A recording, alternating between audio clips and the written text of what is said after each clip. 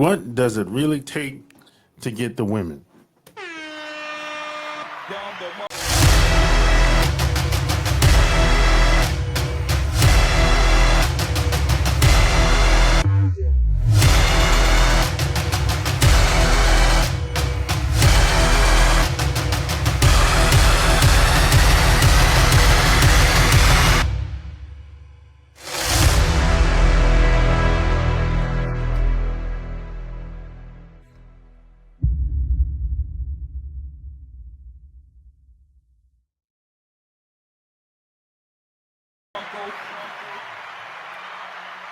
So like and share this episode.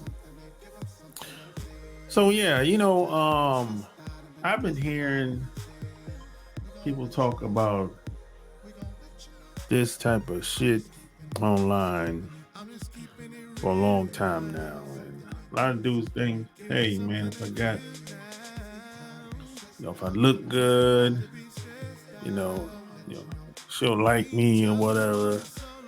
She said I was handsome. A lot of guys actually kind of get caught up into how they look. Maybe a woman might have gave them a compliment, and they just start feeling themselves. They talking about that shit the whole week. You probably know a guy that's like this. He probably told you, one of your buddies probably told you, hey man, she said I was handsome. She said I was sexy. And he been feeling himself the whole week. And you probably looking at him like, why the hell you even telling me this shit? You know what I'm saying? Why did he think that would be important to tell me about a woman telling him how sexy and handsome he was? Yeah, you might be looking at him saying, man, that's a weirdo. You want some weirdo shit, dude. You need to relax. You know what I'm saying? There's guys, I've heard guys talk like this, amongst each other. They didn't say it to me though, but I've heard this type of talk. And I always say this: good looks will get you in the door, but when you get there, now what? You know what I'm saying? That's what I always say. And when it comes to good looks, and a lot of this is subjective, of course, but the funny thing is, when it comes to how men and women look here in America, people always, the media especially, always act like the people on television becomes the standard of beauty. They act like everybody on TV and these entertainers they act like everybody supposed to look like that. You know what I'm saying? You ever pay attention to this? They act like everybody on television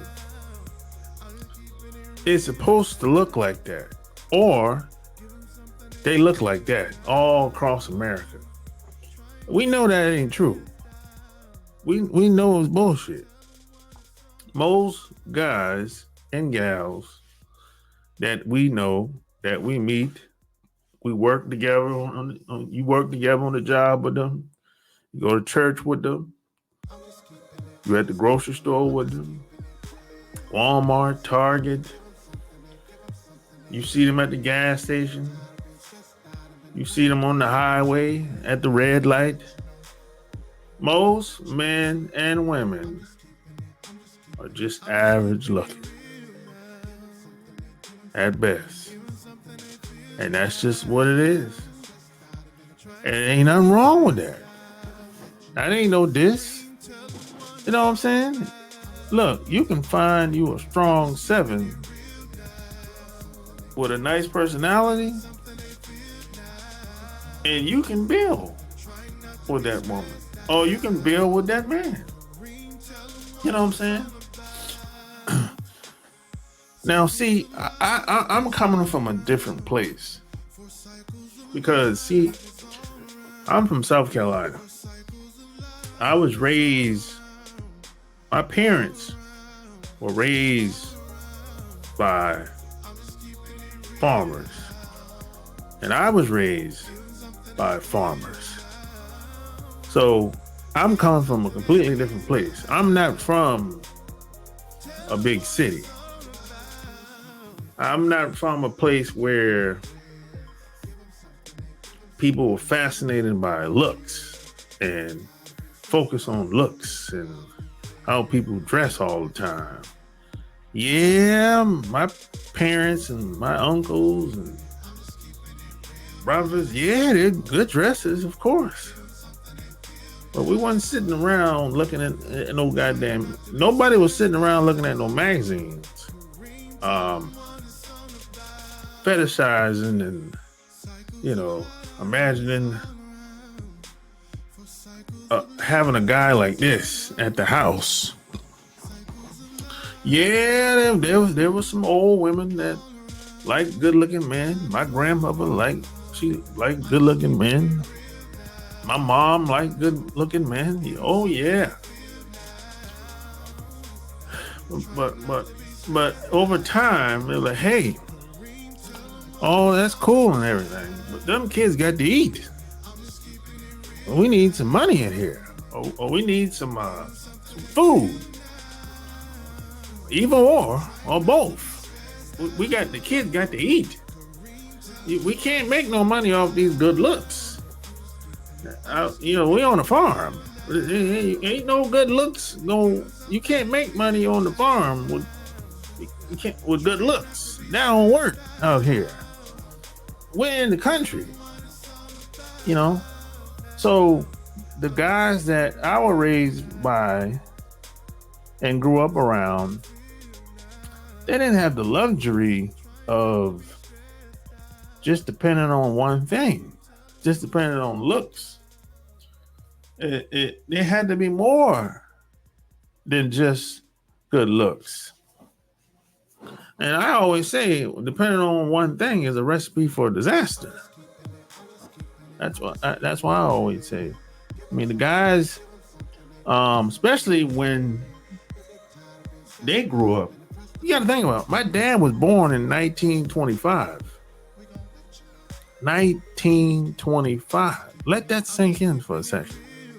And my mom was born 1933. Let that sink in for a second. This was during slavery.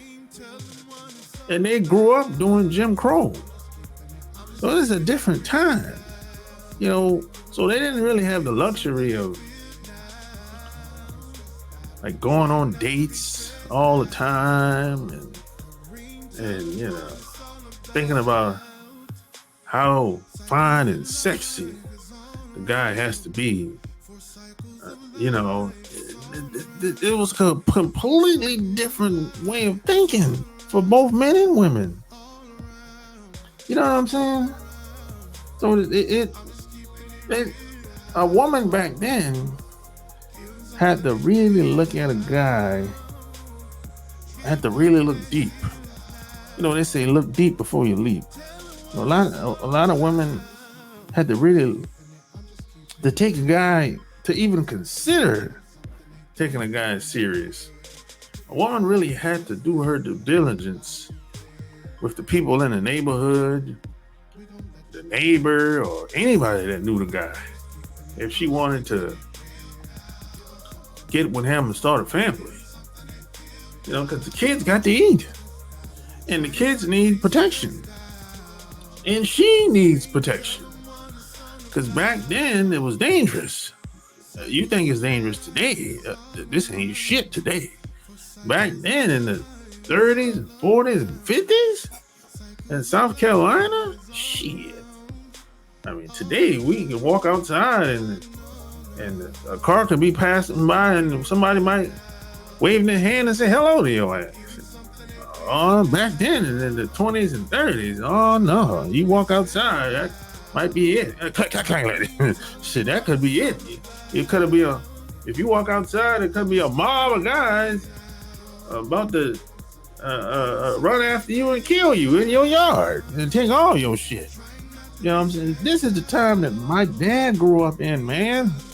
My grandparents grew up in. So they weren't thinking, of course they wanted to look good, smell good, talk good. They had, but it was more of a survival instincts. Their survival instincts took over. That's why they had to be better. That's why they had to depend. They couldn't just depend on one thing. They had to know how to throw them hands. They had to know how to shoot a pistol or pull a pistol if need be. They had to know how to take care of their family by any means necessary, man. And if looks was a part of it, well, so be it. You know what I'm saying? That's how it was, man. That shit was real back then. And everybody didn't survive. A lot of those good-looking men, some of them didn't survive, man, because they didn't, probably didn't know how to throw them hands or didn't know how to pull a pistol or probably didn't have one to pull. Who knows, man? Or some of them might have got caught out there by themselves and the mob got them. That's how it was, man. You know what I'm saying? Back then, when my dad was growing up, my grandpa was growing up, if you got caught slipping out there by yourself, you'd be slaughtered. And, your family would never see you again. And nobody would know what happened to you. All they would know is that he didn't make it back home today. And we ain't seen him the whole week. Hell, we ain't seen him the whole month. That's probably it for him. He probably got caught out there. The mob got him. So this is where I'm coming. These are the people that raised me, man. You know what I'm saying? So when people start talking about, hey, all I need is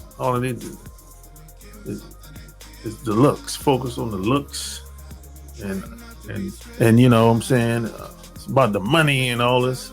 I'm like, what hell? Okay, if it's about the money, well, what are you doing to get the money? If that's the case, you know what I'm saying? If it's about the money, what are you doing to get the money? I mean, if you're gonna be a trick, be a big trick. Be the biggest one you can be. Like my grandmother used to tell me. My grandmother used to tell me, whatever you decide to do it big. If you're gonna be a hoe, don't be a little hoe, be a big hoe. If you're gonna be a pimp, be a big pimp. Regardless of positive or negative, whatever you're gonna do it big. Don't waste your time being a small fry. You know what I'm saying? I mean, you wasting your time if you want to play small. Do it big. That's why my attitude is whatever I decide to do in life, whatever decisions I decide to make, I go all in. 100%, 110%. And if I can't do it like that, I just won't do it. I won't even get started if I can't give my all. I'm not one of those guys that say, oh, I just give it a shot and see what happens. Give it a shot and see what happened. I can't even wrap my mind around that mentality.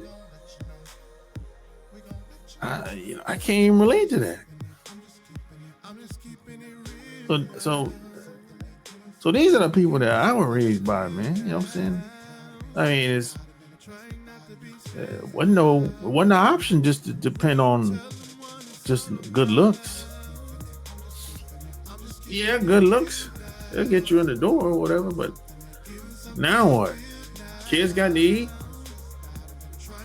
You got to take care of your family by any means necessary. You know, that's how I was raised. I don't know about anybody else. You know, and you turn on the television, these people, most of these entertainers, they don't got no families. And the ones that have families, and their kids don't like them, man. Their kids despise them. Most of their kids are turned out to be failures, man. You can't like. That's why I don't really look up to any of these people, these entertainers.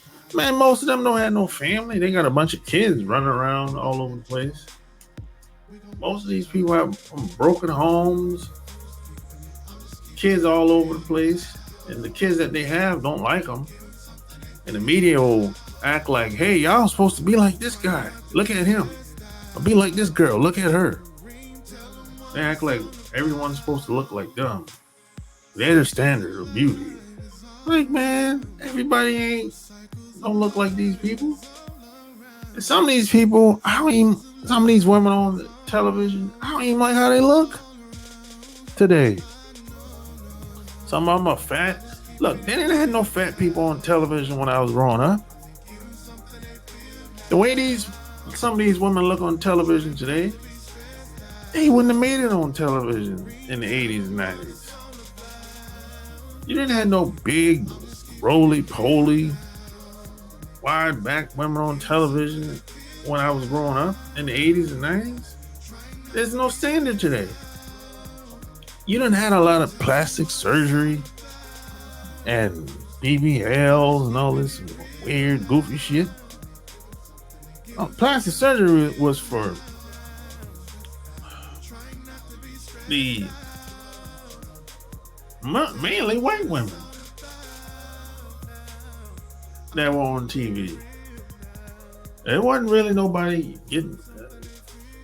It was for a small group of people at the top in the 80s and 90s. I know black people didn't really fuck with no plastic surgery like that. But let me tell you the main reason why. Number one, because they weren't no doctors that were willing to even do plastic surgery on black people. That's the main reason why. It's not like they couldn't do it, or I guess I should say like they didn't want to do it. Oh, there was a lot of women that wanted plastic surgery. They couldn't find a doctor to do it. That was the problem. Because doctors have always been shady. They have always been shady. You know, whether it's a specialist or MD or whatever, doctors have always been shady towards us. So what happens is they couldn't find doctors that would do plastic surgery on us. So what happened is, once they started letting foreigners come over here, a lot of these foreigners became doctors and became specialists. And that's when you had a lot of entertainers started going to a lot of these doctors that were foreigners. And that's how that shit opened up. That's how that shit cracked. You know, but before that, it was strictly white women getting plastic surgery. That was in Hollywood. You know, it wasn't like it is today. You know, and even most guys, we don't really care nothing about that shit. In the plastic surgery, the results that I've seen from some of these celebrities and some of these people that I've seen when I used to live in Atlanta, a lot of that shit don't even look good. Their face is worse than it was before. The ass don't look good. It don't look better, man. And the crazy thing is, you got people, men and women, will tell these women how good they look and they know it's a lie. Do you find yourself struggling to meet women through online dating apps? Are you tired of constantly swiping left with no success and not knowing what to say to get the attention of a woman? Look no further. Our expert tips and tricks will give you the confidence you need to succeed in the online dating world. It's time to start taking control of your dating life and master the art of online dating. Imagine meeting some of the most attractive women in the world. Our game-changing program will help you navigate the world of online dating with confidence and charm. From creating a standout profile to crafting the perfect message, we've got you covered every step of the way. Our program covers everything you need to know to make a lasting impression. Say goodbye to endless swiping and hello to meaningful connections with the women of your dreams. Join the countless men who have found success in meeting women through online dating by following our time-tested and proven strategies. Take the first step towards improving your dating life today. Master the art of online dating and take your game to the next level. With our proven strategies, you'll be a pro at online dating in no time. So don't wait. Go to onlinedatingfordummies.com and get started today. And take control of your dating life, and you'll be light years ahead of most men with our groundbreaking program. Get ready to swipe right with confidence and watch your success explode. So don't wait. Get started today by going to onlinedatingfordummies.com and take the first step towards finding your perfect match. They know that these women don't look better. They look worse. It's like, it's a lot of ass kissing out here, man. You know what I'm saying? But the truth always comes to light, man. You know, and people can lie to you all day long, but over time, the shit ain't gonna work out. And that's what I've seen. People can lie all day long. The truth always comes to light. And you can't keep lying and think the relationship is going to be maintained over time. A relationship can't be maintained and built on lies. Over time, it's going to crash. You know what I'm saying? That's just what it is. That's just what it is, man. You know. So if you like this, check out my Patreon. That's patreon.com/SharpGame. And, you know, so don't make the mistake like a lot of guys do. And even a lot of women. You know, because women, you know, us guys, we're so simple. And I'm not saying that's a bad thing. So see, when it comes to a woman, all a woman has to do is just look good, basically. That's basically all a woman. If a woman shows up, if a guy like how she looked, and then you know, she's in the door, and then the guy will get to know her, see how her personality is. She's pleasant to be around. She's cooperative. And if all that checks out, good sex, if all that checks out, she's in, right? He don't really care about what happened, how she grew up, too much. As long as it ain't nothing too outrageous. She was a prostitute or some shit like that. And even some of those guys, even some guys will put that to the side. Or a drug addict or something like that. Or as long as it ain't nothing outrageous, something that can come back to bite him in the ass or embarrass him in front of his friends, anything like that. As long as a woman can get past that, she in there. What you do? Really? Now, when it comes to women, on the other hand, oh no, women go much deeper than that. You know, it ain't gonna be based on just looks. If she's going to be with the guy long term, it's gonna be a whole bunch of shit, whole bunch of tests the guy has to get through. Oh man, you know, and I understand why that is. You know, but this stems back from when my parents, my grandparents, and my great grandparents were growing up. You know what I'm saying? This is this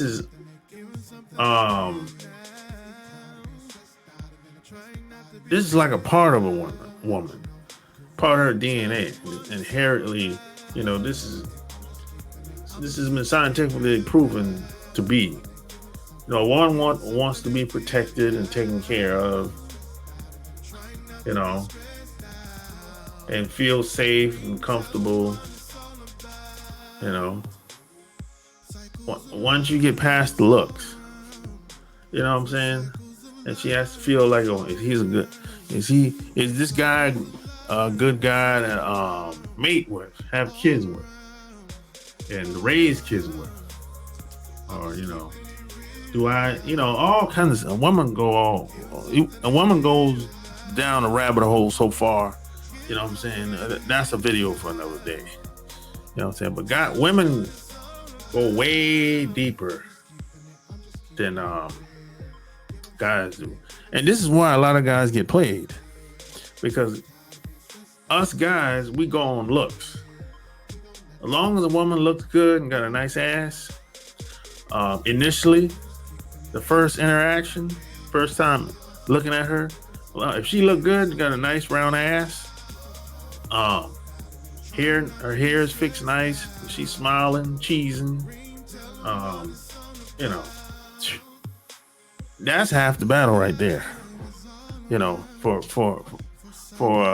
a woman to get close to a guy, that's half the battle right there. You know, really, it smell good, look good. You know, if a woman plays that cards right, it don't even take that long either. It could be the first month, first 2 weeks, first 2 months. I'm talking average guy here. Yeah, she's in. You know, now if it's a guy that one of these guys that maybe he's a millionaire or make six figures or something like that, or he's of high status in society or something like that. Now these guys are very picky, so they might go as deep as they might go deep like the women would go, or sometimes even deeper. You know what I'm saying? Or they might send a woman through the ringer, you know, because they have a lot to lose. If they have a guy of a high status, athlete, entertainer, some business guru, etc. You know what I'm saying? So that makes sense. But the average guy is easy when it comes to getting close to a guy. Average guy is easy when it comes to getting close to a woman. It's not. Guys are simple. And I'm not saying that's a bad thing. You know what I'm saying? I mean, it is what it is. It is what it is. But today, and pretty much, it's been like this since, you know, my parents and great grandparents. You gotta be more than just handsome, and you can't just depend on good looks. And good looks is subjective. What one woman likes, the next won't like. One woman might see you, she might be like, "Oh, you're handsome." The next woman might see you, she might say, "He's okay." You know what I'm saying? But that's just what it is. That's not a good thing, bad thing. Everybody's not for everybody. And that's perfectly fine. You know what I'm saying? You shouldn't get offended if a woman says, he's okay, not attracted to him. You shouldn't be offended at all. You know what I'm saying? And I know you probably seen some guys, or you might have heard some guys say stuff like, man, how'd he get with her? You might see a couple and you might be like, they ain't supposed to be together. You know, I mean, that's kind of a weird comment. I've heard guys say shit like this. It's kind of a weird comment.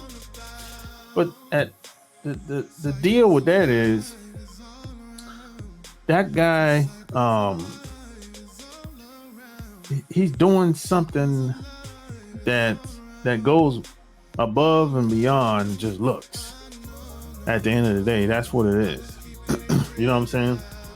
And see, you have to understand that what I've learned when my parents were growing up, my dad and my uncles, and my grandfather, my great grandfather, what they taught me is this.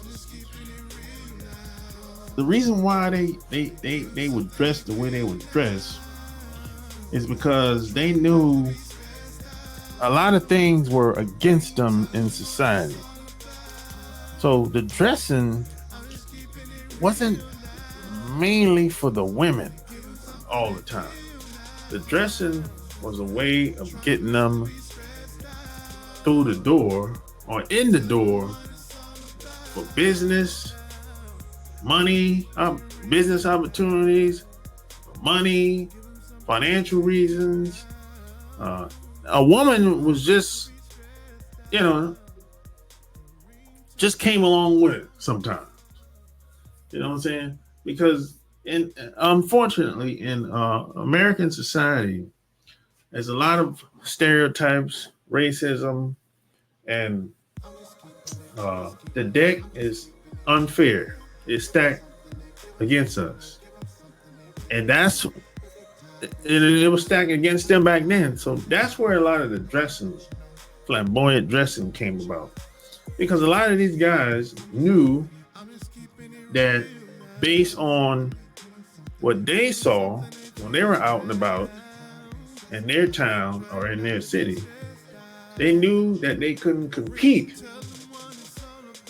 on just looks. Because they knew most of the people didn't like how they looked anyway. The white people, they didn't like how they looked. They used to make fun of them. So a lot of guys, the players would say, hey, we got to do something else. We got to be different. So that's where a lot of this flamboyant suits and ties and the shoes and the gaiters, and that's where a lot of that came. That's where the ideas and the concepts came from. You know what I'm saying? The suits, the gaiters, the silk shirts, the silky pants, the shiny suits, the diamonds and pearls, the gold chain. This shit go way back. You know what I'm saying? So that's what that was really all about.